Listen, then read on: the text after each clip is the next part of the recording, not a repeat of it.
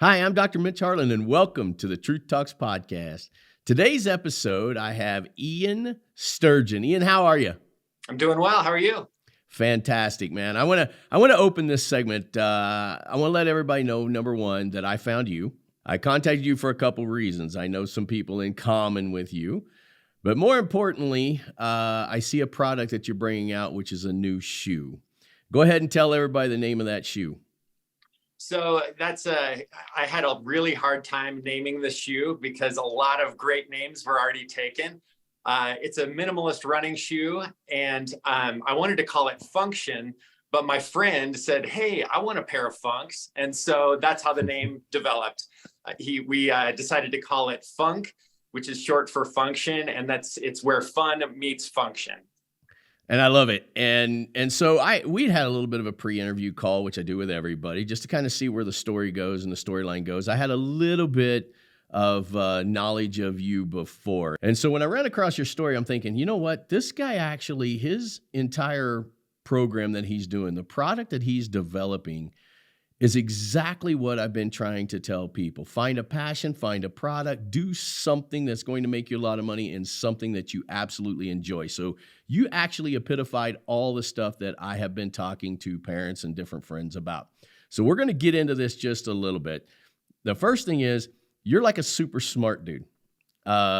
You are one of those you're one of those guys that guys like me always turn to and said, "Hey, how does this work?" Right? So we're going to talk a little bit about music. We're going to talk a little bit about who you were prior to, and then we're going to end up in Func Shoes, and I think this is going to be the next big shoe. So give me kind of that drawdown of who Ian Sturgeon is. Yeah, so I'm a father. I've got 4 kids.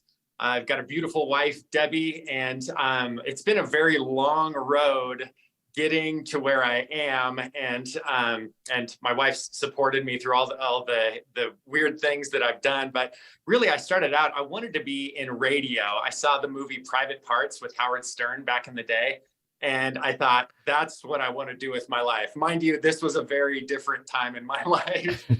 And so anyway, I got into radio, got on the air, and realized that not only was I not very good on the air, I also hated being on the air because I couldn't take back mistakes if I made a mistake. And so I found the production room and started selling sound effects and music to other producers around the country. And that business I got fairly a lot of distribution in that business. But anyway, if you've listened to the radio in the past 20 years, maybe more than 2 stations, you probably heard something that I made. I won't bore you with all the business models in radio and things like that, but let's just say I didn't pick the right business model. And so even though I was making all of these elements and selling them to producers all around the country and everybody liked my stuff, I really wasn't getting paid that much.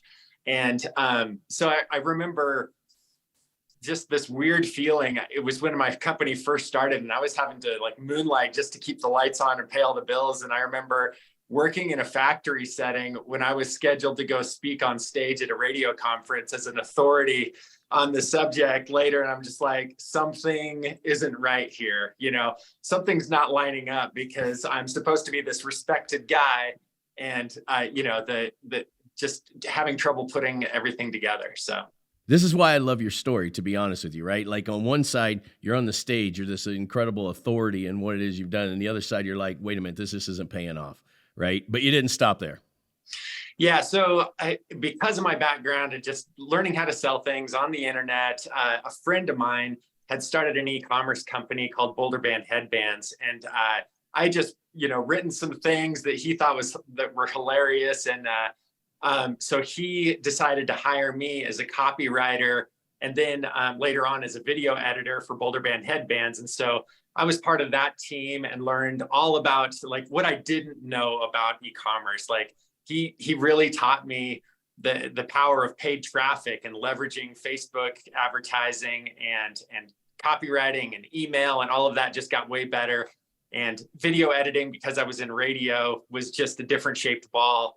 And I was able to just continue to hone my skills. And that company was so awesome. JD and Amy did a great job with it. And I was able to be on that team to help them scale well into the 7-figure range and to win the Shopify Build a Business competition that year. And it was a lot of fun. So. Which is always interesting, right? So this is what I usually talk to about with a lot of people. There's a product, there's an idea, but everybody gets into that stumbling block of how do we go to the next level? Even here at Truth Talks, we brought our product online, and most of our conversations go to how do we go to that next level? Yeah, so I'm leaving out huge chunks of my story because I'm sort of a serial entrepreneur, but I also started our town's first CrossFit gym. And so I was seeing, as I was working for Boulder Band headbands, I was seeing these big, bold patterns on headbands that these ladies were wearing. And I also owned the CrossFit gym. And so I thought, well, what if I could create a jump rope that you could mix and match colors and put patterns on and all these things. And so I started another company that sold jump ropes to CrossFitters. And that was my company. And I bootstrapped that up to this 7-figure range, and just had a lot of fun with that company as well. And did that for quite a few years, actually. I was at the end of it, I think I'd owned it for 6 years. So, but started to get burned out and still was just kind of missing something. I felt like I wasn't able to be authentic with my audience. And so there was just something missing there. So. It's authentic with your audience, or are you just a serial entrepreneur and you got to have one more thing, the next big thing? Well, there's some of that too, but a lot of our clients were women. And so I just felt this disconnect of like, I couldn't really be me in front of everybody in the company and things like that. And so anyway, I think all of that was just imposter syndrome, honestly. But anyway, long story short, at the end of the day, I sold it, and it was a really great experience. I loved every minute of it. Even though, at the end of it, I was starting to kind of just question what was going to be next and what I could do to grow the company. So would you say that your brain, like, are you constantly just looking around for new things, new products, new things to design, create? I mean, is that something that's just inside you? Absolutely. So, I have ideas all the time. And honestly, when I sold my last company, it exposed a little bit of arrogance in me, because people would be like, well, what are you going to do next? And I thought, I'll do whatever I want, like I have all these ideas, right? But, discovered recently that, yeah, not all of those ideas are great ideas. And so, I think I'm sure you've heard the expression fail fast, which is, see if something gets traction, and if it's not going anywhere, it's crickets, it's time to move on. And so there were a few of those cricket ideas in the past year or so, but yeah, I love ideas. I think about ideas all the time. I have this favorite quote of mine, which is like, just imagine something that would be wonderful if it was only possible, and then set out to make it possible. So that's kind of my mantra. Like, well, I just try to think of things that I would love, or that would be really neat and could impact the world in a good way. And then I try to make those things possible. So this is exactly why I wanted to have you on, because, in my day, you can obviously, camera catches my gray hair pretty easy because I don't have any black ones left, but it was different. You were sold, hey, you either get a trade, go to college, work that job, try and save up enough money where you don't starve when you get old, and it's different now. And even though I'm up there, I like to keep my finger on the pulse of what's really going on in the world. And that way, when we run shows or whatever, we want it to be very valuable. And I think you just said something wickedly valuable, which is fail fast. I actually like that. I like that term. Mhm. I've got a friend who his son is sort of spinning his wheels and not really doing anything in his life right now. And he said something that I thought was so funny. He said, just go do something, anything, go fail at something, but do something, And I think that's key is, it doesn't matter. I think sometimes it doesn't matter which direction you pick, just that you pick a direction and you go for it. One of the greats, and he's a little older too, but I love him. That's Jordan Peterson's, it's his whole thing, right? Go do something. Either fail at it or try again, but do something. And that's great. That was some great advice right there. So then all of a sudden you come up with this idea of a shoe. Mhm. Take us into Func Shoes now. Yeah, so I've been a runner forever. I ran in high school. I ran recreationally as an adult, all those things. And long time ago, I read this book called Born to Run and discovered that I really enjoyed barefoot running, which is basically wearing a shoe that has almost nothing to it. It's designed to act like you're barefoot. And so I started running. It changed my running stride. It helped me avoid injuries. It made me a faster runner to run that way. And so I've been just wearing these minimalist barefoot shoes forever. But the other day, I was going through my closet. I had an event coming up that I was going to have to do some running. It was our town has this event called the Manhunt, and you take high school kids try to sneak from the high school to another location in our town, and you got to chase them around and tag them. And so I was trying to pick out a pair of shoes for this event, and I just realized I hate every single shoe in my closet. It's either not great for running or it's great for running, but it's ugly and embarrassing to wear. And I hated every single shoe that I had. Obviously, I loved little specific things about them, but I thought, what if I could just take all the best elements of all these shoes and put it into the perfect barefoot running shoe? And so that's what we're working on. So, and how does a person even go about that? Who do you call? I mean, you just start looking on the internet for suppliers. You just start looking at manufacturers and start looking at little pieces of things they've made of like, okay, I like the way that one looks. Okay, I like the way this sole, that they made this sole, but I hate that shoe, So you start combining these things and start asking questions like, hey, could you put this with this? And at the end of the day, you're probably in it for a few weeks looking around for somebody who can help you and asking a bunch of dumb questions and looking like a noob. But, at the end of the day, you figure it out. So. Well, that it is kind of interesting because as I was kind of preparing for your segment, I went through a couple different shoe brands and I thought this was really interesting. Even Nike, one of the biggest shoe companies in the world, if not the biggest shoe company in the world, which I assume it probably is. It was really interesting how many people said this won't work. This is a bad idea, when they were going to get their first major athlete to do that. I even looked up Tom Shoes, which I happen to know quite a bit about that. And their whole marketing campaign was, let's give away a pair. We'll build a pair. We'll give away a pair. But what is interesting is how many people, when a shoe company first started getting going, how many people were just like, nah, I don't think that'll work. I don't think that'll work. And then, literally me and producer Chad, we sit around our hey dudes all the time, right? Because it's just something that is kind of like a slipper. It felt good. You either like the looks or you don't like the looks. But I wanted to catch a story, and this is why this one really hit me hard. Plus, I knew of you. This one has a lot of potential because you also have that driving factor and know how to scale up these companies. So how do you, once you get this product done, how do you then scale that to the world? Well, I think the biggest thing that you always face when you're trying to get something out into the world is just, can you sell one to a stranger?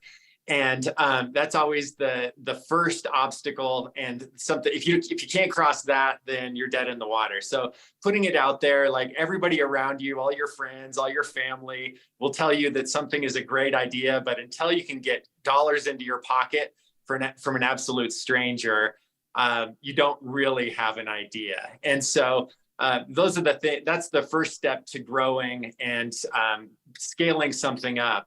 And then after that, then if you can use paid advertising to scale up a product and pour a little bit of gasoline on it and still get, you're getting a return on that investment, that's how you scale things.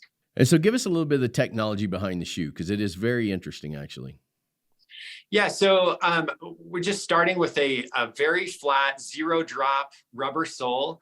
And so what that means is you don't have an elevated heel that you see in a lot of running shoes. What that heel does is it allows you to overstride and strike the ground with your heel as you run. A barefoot running shoe, you want to land on your midfoot And so we take away that heel, it doesn't exist, and you end up running what you should end up running with a midfoot strike that's more under your body. So that's why we do that.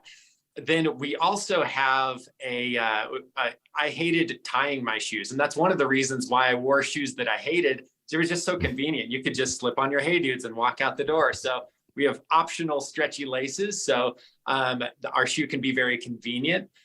That's another thing that we wanted to include. And the thickness of the sole is also important. It's just a 5 millimeter thickness. So it feels very much like you're barefoot. But if you step on a rock or a piece of broken glass or something, it's not going to tear you up.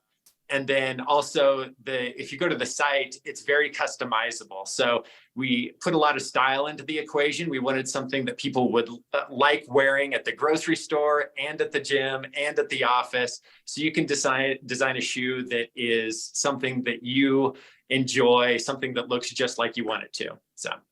So again, this is just so unique to me because obviously I know you're going to scale this thing and we're going to see these Func shoes. And as I told you before, I wanted to be able to walk in the store and be like, hey, you know what? We were kind of a part of this Func shoe and it was just taken off. But here's something I want to ask you. So I know producer Chad and myself, we both have kids about the same age, you know, the new Nike Pandas, the new whatever else that's out there. And these kids are really into this stuff. What's the difference between saying, hey, I want somebody to come out with a new shoe and building your own? Like, I want kids to realize, young people, not necessarily super young kids, but young people, you know, you take a guy like you and you decide, I'm going to make my own shoe. I mean, where does that mentality come from? You know, I think a lot of it came from my mom made me believe I could do anything.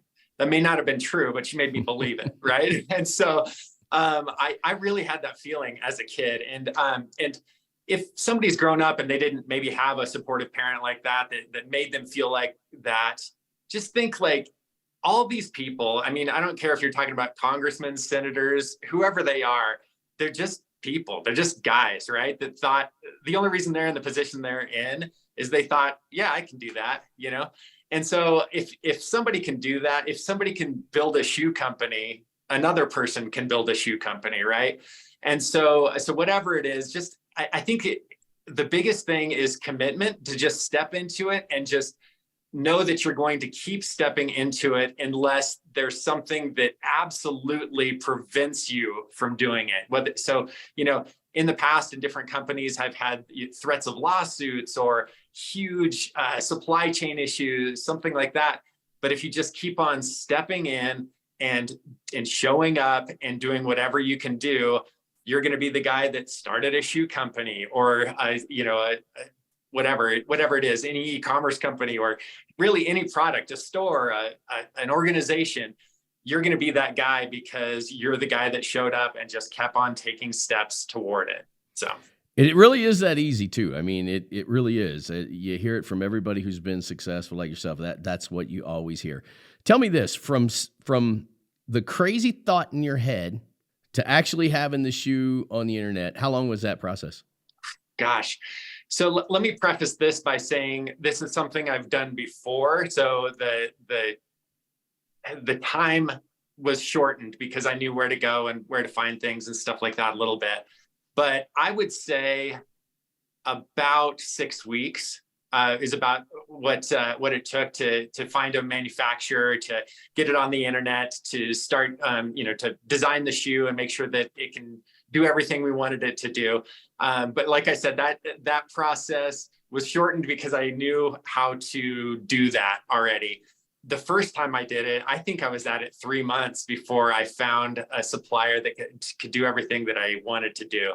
And how much due diligence do you have to do? Like when you're looking at different manufacturers, and obviously you're going to scale this thing to super big and signing contracts. This is probably for maybe the person that's just kind of really designing a company and without these pitfalls. How do you protect yourself legally and all of that? Yeah, that's a great question for a lawyer. But for me, I kind of just go for things. And a lot of times I'm ready, fire, aim, honestly. But I think that there are some things that you can do that are they are sort of guerrilla tactics for vetting manufacturers and things like that. One of the things that I thought was so ninja that I heard years ago was, say, you tell them that you'd like to come visit the factory. And if they start backpedaling and say like, oh no, we're not set up for that, or we don't want any of that, then that's kind of a red flag. And then other things is just, asking them for examples of products that they've produced for other people, things like that. And you're going to start to get a really good feel for whether they're professionals and they do this all the time, or if they're feeding you a line of BS and that they're not a great choice. I think that's harder to do the less you know about an industry or a product or anything like that. So I've had some times where I hired somebody. This was for a software product, an app, and I kind of got hosed. And so there is risk. You have to go in and know that things could fall apart, but those are just some basic tactics that I've used in the past. So how much money is a person talking to develop a shoe? I mean, we won't necessarily say yours because I know that's probably inside company secrets, but if a person was going to design a shoe, what kind of money would they need? I would say that I would say that you probably need mid 5 figures to get something on the market is what I would say. Yep. That's actually less than I thought. Yeah. And that's probably why I never started a shoe company before, because it sounds like something that's very unattainable. And once I started digging, I thought, I can actually do this. So, well, fantastic. Well, I tell you, I really wanted to run this show. I wanted to give people some nuggets. I think you gave a lot of really cool nuggets, and I'm really super excited to see these Func shoes. And again, just knowing your past and knowing how you take things and drive them to the upper limits, this is going to be real fun for us to watch. I'm really excited, and then I can't wait for Produce Chad and myself to get our pair of shoes. We're really excited about that. I think I want white. I don't know what color you want, but we're stoked, man. I'm stoked too. Everybody that I've talked to, it's been really well received, which is also a good sign that people aren't throwing rocks at your idea and getting behind it, supporting it. Yeah, we're super excited. Well, I tell you what, thank you so much for coming on our show. And I know we're going to end up running a second part to this thing to see all the success. But wow, that's just amazing. It's amazing to take an idea and watch something go to that whole next level. Well, it's been an honor to be on your show, and I absolutely am excited to see where this thing goes and be back on if you'll have me. So, I absolutely will. And tell us here before we leave, how do people go on and find Func Shoes? It's funcshoes.com, and you can just follow your nose there and design a custom pair of barefoot shoes. All right, Ian. Thank you so much, buddy, for coming on our show. I appreciate it. Thank you. All right, bud.